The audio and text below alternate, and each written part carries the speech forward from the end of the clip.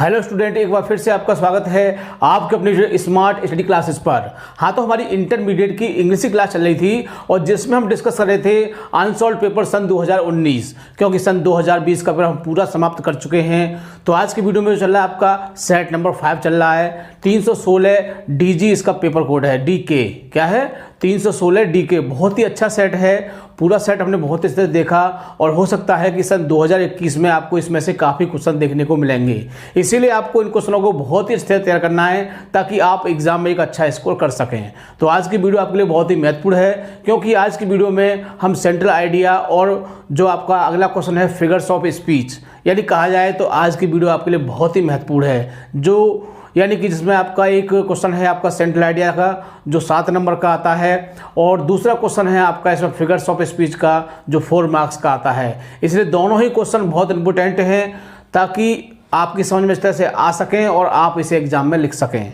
तो वीडियो को पूरा देखना है, बिल्कुल भी स्किप नहीं करना है। जो विद्यार्थी चैनल पर नए हैं वो चैनल को सब्सक्राइब कर लें, बेल आइकन प्रेस कर लें ताकि आगे आने वाली वीडियो का नोटिफिकेशन आपको पहले से मिल सके। ठीक है, तो ज़्यादा समय वेस्ट न करते हुए चलते हैं अपने टॉपिक की ओर। हेलो स्टूडेंट्स, तो अनअकैडमी आपके लेकर है स्टूडेंट अनअकैडमी कॉम्बैट, जिसके द्वारा आप अपनी तैयारी को चेक कर सकते हो कि आपकी तैयारी कैसी चल रही है। और यार टेस्ट देकर आप यहां पर इनाम भी जीत सकते हो, रिवार्ड भी पा सकते हो। क्या मिलेगा वो मैं आपको बताऊंगा, टेंशन मत लो स्टूडेंट। ये मैथमेटिक्स एंड साइंस के क्वेश्चंस आपसे पूछे जाएंगे इस कॉम्बैट में, और आपके साथ साथ बहुत सारे स्टूडेंट बच्चों यहाँ पर कॉम्बैट देने वाले हैं।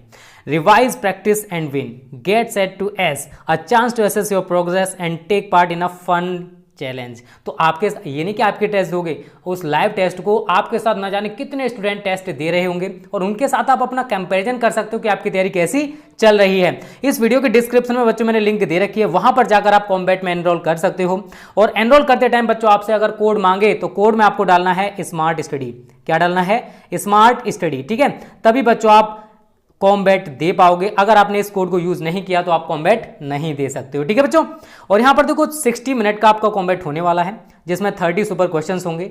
और ये जो कॉम्बैट है बच्चों वीकली होता है, नेगेटिव स्कोरिंग रहेगी, इंग्लिश और हिंदी दोनों लैंग्वेज में रहेगा। और यार जैसे आप टेस्ट दे दोगे ना, उसके बाद आपको इसका डिटेल्ड वीडियो सॉल्यूशन भी मिलेगा, वो भी India's top educators, best educators द्वारा, जिससे आप पता कर पाओगे कि आपने कहां कहां गलती की थी इस वीडियो को देखने के बाद। ठीक है, जो वीडियो सॉल्यूशन मिले उसको देखोगे और आपने जो गलतियां की थी उन्हें सही करोगे नेक्स्ट टाइम के लिए। ठीक है बच्चों, और यहां पर देखो बच्चों लाइव कॉम्बैट रहेगा, आपके साथ साथ बहुत सारे स्टूडेंट भी कॉम्बैट में पार्टिसिपेट करेंगे, तो आपको लाइव दिखाई देंगे, उनकी रैंकिंग भी आपको लाइव दिखाई देगी। ठीक है बच्चों, और यहां पर देखो क्या मिलने वाला बच्चों, तो जो बच्चा रैंक 1 से लेकर 3 तक रहेगा उसको बच्चों कंप्लीमेंट्री अनअकैडमी प्लस सब्सक्रिप्शन मिलेगा, वो भी 1 साल के लिए।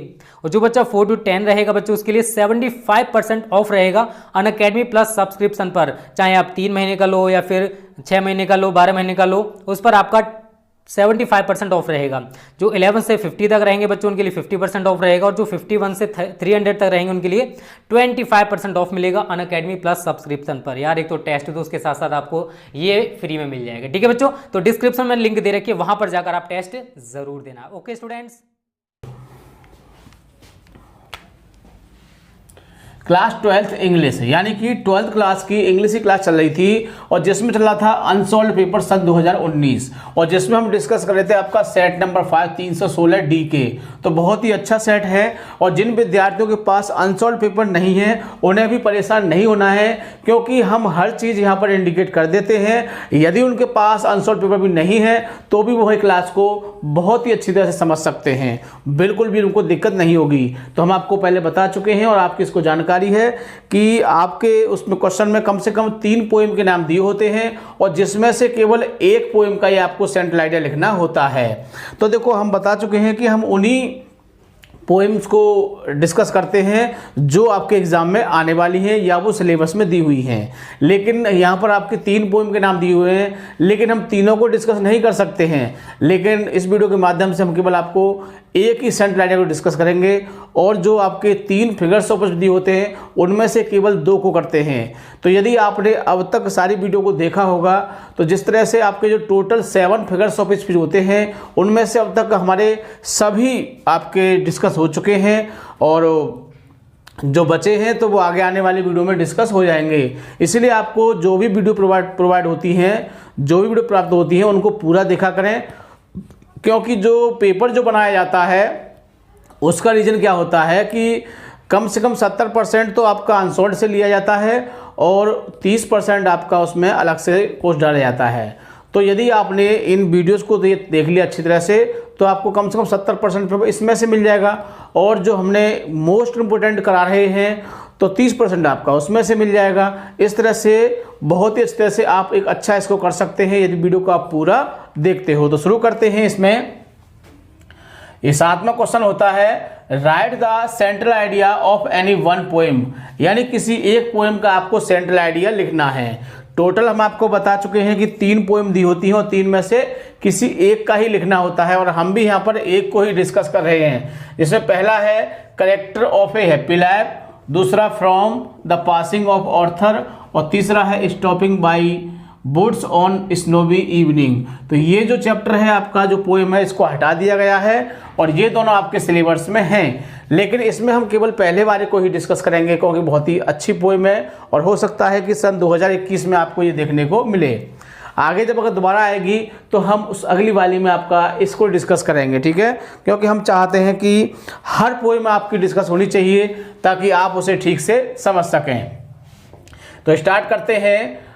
The central idea of the poem, तो पहले वाले को ही डिस्कस कर रहे हैं, character of a happy life, जैसे सर हेनरी वॉटन ने लिखा है। बहुत ही अच्छी पोएम है और बहुत ही अच्छी बातें बताई गई हैं कि कवि का भाव है कि हमें अच्छे व्यक्तियों की संगति करनी चाहिए, अच्छी किताबों को पढ़ना चाहिए जिससे हमें लाभ मिले, फ़ायदा मिले।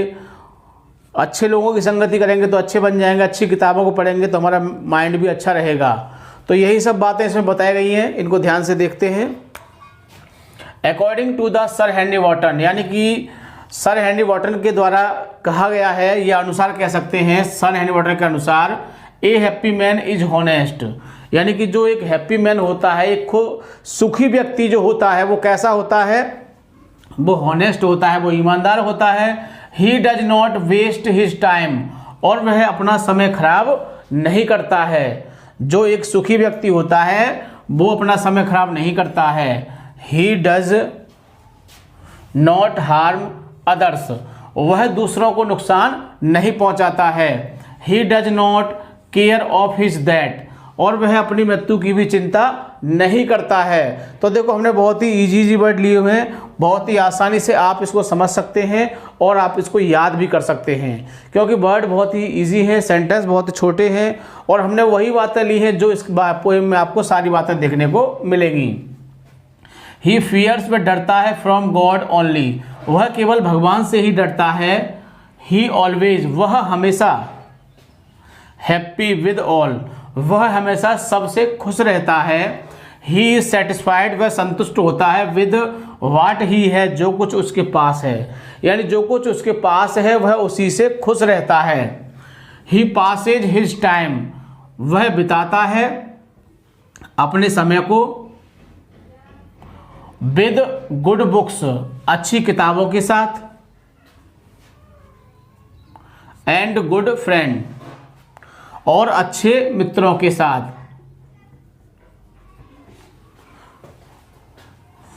एंड गुड फ्रेंड्स, और अब अच्छे मित्रों के साथ, यानी कि वह अपने समय को बिताता है विद गुड बुक्स, अच्छी किताबों के साथ और अच्छे मित्रों के साथ, यानी उसके पास जो भी समय है। और मेरे हिसाब से तो प्रत्येक व्यक्ति को ऐसा ही करना चाहिए, अपने समय को अच्छी किताबों और अच्छे मित्रों के साथ ही बिताना चाहिए, न कि बेकार की चीज़ों में टाइम वेस्ट करते हैं। देखा है मैंने स्टूडेंट जो कि क्रिकेट, उससे कोई बेनिफिट नहीं है और उस क्रिकेट के चक्कर में कम से कम 4 से 6 घंटे डेली विद्यार्थी बिगाड़ देते हैं।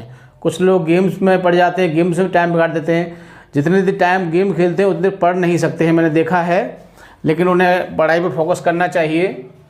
ही does not care for rise and fall, यानी कि उनको चिंता नहीं करनी चाहिए किस चीज़ की, राइज एंड फॉल, यानी कि उत्थान और पतन, यानी कि अच्छाई और बुराई की चिंता बिल्कुल भी नहीं करना चाहिए इन लाइफ, जीवन में।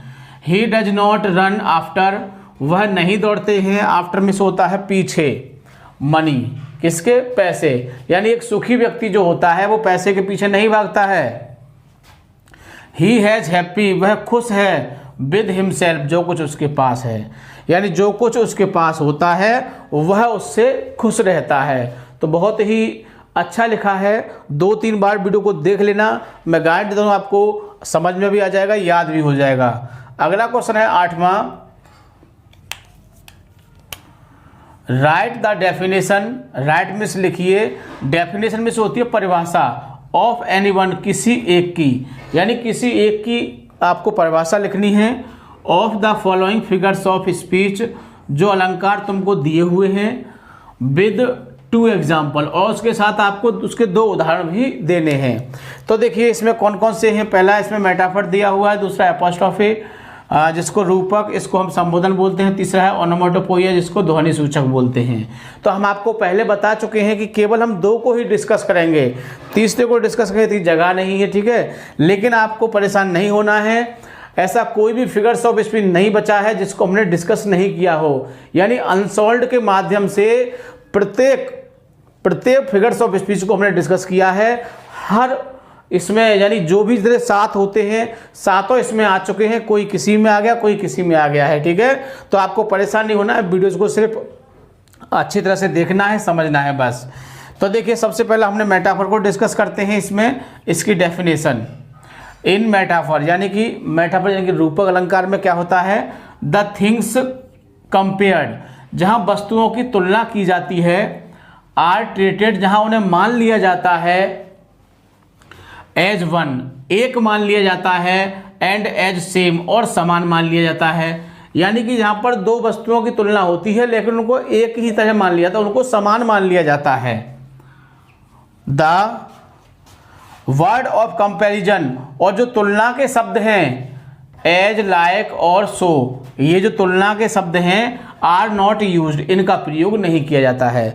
तो मैं आपको बता दूं, इसमें क्लियर कर देता हूं कि यह सिमिली उसकी तरह होता है, सिमिल की तरह होता है। जो पहला अलंकार होता है उपमा, सेम उसी की तरह होता है। उसमें तो उसको उसकी तरह माना जाता है, यानी कि इसको इसकी तरह मान लिया, लेकिन इसमें उसको पूरी तरह से वही मान लिया जाता है। तो उसे क्या बोलते हैं, उसे हम मेटाफर कहते हैं, और हिंदी में इसको बोलते हैं हम रूपक। एग्जाम्पल देख लेते हैं इसके। लाइफ इज ए ड्रीम, यानी कि जीवन क्या है, एक सपना है। तो जीवन को क्या मान लिया, पूरी तरह से एक सपना मान लिया। उसमें क्या होता था कि जीवन एक सपने की तरह है, यानी सपना हो भी सकता है, नहीं भी हो सकता है, लेकिन इसमें क्या होता है, इसको पूरा मान लिया जाता है। तो उसने जीवन को क्या मान लिया, ड्रीम मान लिया, स्वप्न मान लिया। Life is not bed of roses, जीवन क्या है, फूलों की सेज नहीं है। अब जीवन को इसमें फूलों की सेज नहीं माना, समझ गए, समझ गए। आगे, love is the spice of life, यानी प्रेम जो है वो जीवन का क्या है, मसाला है। तो देखो इसमें प्रेम को क्या मान लिया, जीवन रूपी मसाला मान लिया इसको। तो इसमें पूरी तरह से उसको मान लिया जाता है, ठीक है। आगे देखते हैं सेकंड पर, ओनोमेटोपोइया, जिसको ध्वनि सूचक अलंकार कहते हैं।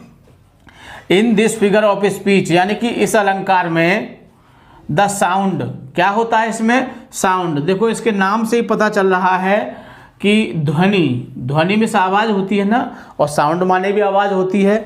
तो द साउंड सजेस्ट, यानी कि जो आवाज़ होती है वो प्रस्तुत करती है। द सेंस माने भाव को, आवाज़ के द्वारा ही उसे माना जाता है या प्रतीत किया जाता है या प्रस्तुत किया जाता है।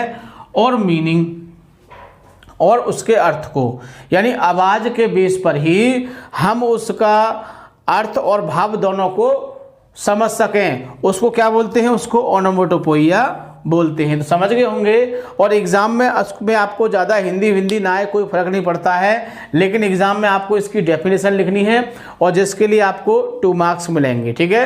अच्छी तरह से करना है, क्योंकि 2 एग्जाम्पल लिखने हैं और किसी एक की डेफिनेशन लिखनी है। तो कहा जाए तो 2 नंबर की आप डेफिनेशन मान लीजिए और 2 नंबर के 2 एग्जाम्पल मान लीजिए। इस तरह से बहुत ही इजी क्वेश्चन है ये मेरे हिसाब से, और ऐसे क्वेश्चनों की तैयारी बहुत ही अच्छी तरह से करनी चाहिए। रीजन, क्योंकि ये ऐसे क्वेश्चन हैं जो एग्जाम में जरूर आने हैं। कभी कभी क्या होता है, शॉर्ट क्वेश्चन का हमने इस चैप्टर का याद कर लिया, इसका याद कर लिया, उसका याद कर लिया, उन तीनों का याद कर लिया, 2 को छोड़ दिया, और उन दोनों में से आ गया, तीसरे में से नहीं आया। तो ऐसी दिक्कत हो जाती है। लेकिन ये क्वेश्चन एक ऐसा क्वेश्चन है जो एग्जाम में जरूर आना है, ठीक है ना। तो मैं पहले ही बता चुका हूँ, फिर बता रहा हूँ कि यदि आपने कंटिन्यूअस 4 याद कर लिए, लगातार 4 डेफिनेशन याद कर लिए और चारों के 2-2 एग्जाम्पल याद कर लिए, तो मैं गारंटी देता हूँ आपको एक नहीं 2 100% मिल जाएंगे उसमें आपको। कितने मिल जाएंगे? 2, और उसमें से एक को करना आपको जो अच्छी तरह से आए। ठीक, अब एग्जाम्पल इसका भी देख लेते हैं। इसका द कैट म्यू, तो देखो मैंने बताया ना किससे होता है, इसका आवाज से होता है। यानी बिल्ली कैसे करती है? म्यू करती है। अगर म्यू शब्द आया तो हम समझ जाएंगे ये बिल्ली की आवाज है। ठीक, वीज हम कौन करता है? मधुमक्खी करती है। तो अब उसकी भिन्नता समझ जाएंगे ये मधुमक्खी है।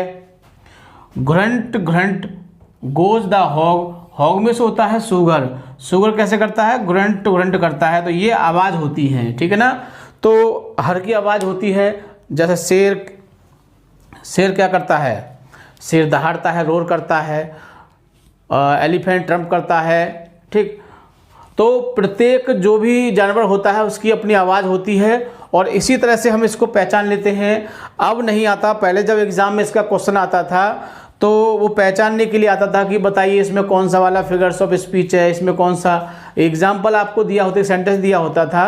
तो उस कंडीशन में बड़ी दिक्कत होती थी, क्योंकि कम से कम 4 ऐसे फिगर्स ऑफ स्पीच हैं जिनको हम आसानी से पहचान सकते हैं, लेकिन उसमें 3 ऐसे फिगर्स ऑफ स्पीच हैं जिनको हमको पहचानने में दिक्कत होती थी। फिर हमने उसमें 2 ऐसे और ढूंढ ले जिनको हम थोड़ा बहुत पहचान सकते थे।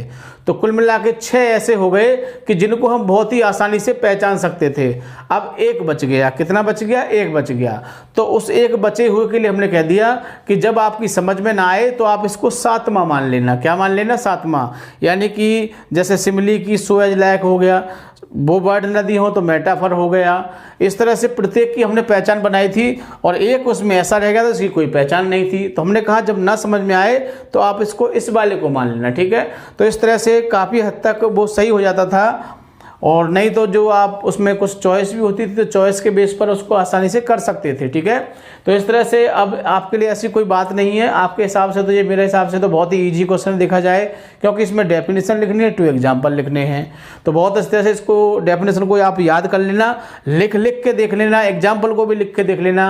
और मैं आपको पहले बता चुका हूँ, फिर कह रहा हूँ कि एग्जाम्पल कम से कम आप 3 याद करना। क्यों कि अक्सर ऐसा होता है कि जब परीक्षा हॉल में पहुँचते बैठते हैं तो एग्जाम्पल भूल जाते हैं। और मेरा कहने का मतलब यदि आप 1 एग्जाम्पल भी भूल गए तो फर्क नहीं पड़ेगा, 3 होंगे, क्योंकि एग्जाम में आपको 2 लिखने हैं। और जब आपने 2 ही याद किए हैं और उसमें से 1 भूल गए तो 1 नंबर का लॉस हो जाएगा, और मुझे बड़ी गलती फील होगी, मुझे बड़ा कष्ट होगा। इस तरह से मैंने उस बात को ध्यान में रखते हुए इसमें 3 कराए हैं, क्योंकि पिछली बार मेरे सामने ऐसी बातें आई थी कि सर हमको याद था, डेफिनेशन भी याद था और हमको उसके एग्जाम्पल भी याद थे, और हम लिखने बैठे तो सर हमें 1 एग्जाम्पल उसका भूल गए। तो हमें बड़ा कष्ट हुआ। तो हमने कहा इस जो तुम्हारे साथ घटना घटी है, अब इस घटना को हम आगे नहीं घटने देंगे। तो इसलिए हमने क्या किया, हमने एग्जाम्पल की मात्रा बढ़ा दी। हमने कहा अब आपको 3 एग्जाम्पल याद करने हैं, जिससे कि जो भूलने वाला मामला ही खत्म हो गया। यदि आप भूल भी जाते हो तो 2 आपको वैसे भी याद रहेंगे। ठीक है, तो बहुत ही इस तरह से दोनों क्वेश्चनों को समझना है, याद करना है, और बढ़िया तरह से याद हो जाए तो फिर उसको लिख के देखना है, क्योंकि एग्जाम में आपको लिखना है, ना किसी को सुनाना है, ना किसी को दिखाना है। ठीक है, तो बहुत इस तरह से वीडियो को अच्छी तरह समझना है, और वर्ड की जो स्पेलिंग उसको याद करना है। और सबसे खास बात, वीडियो को लाइक या शेयर करना नहीं भूलना है, ताकि और भी विद्यार्थी इससे फ़ायदा उठा सकें। ठीक है, थैंक यू। जय हिंद, जय भारत।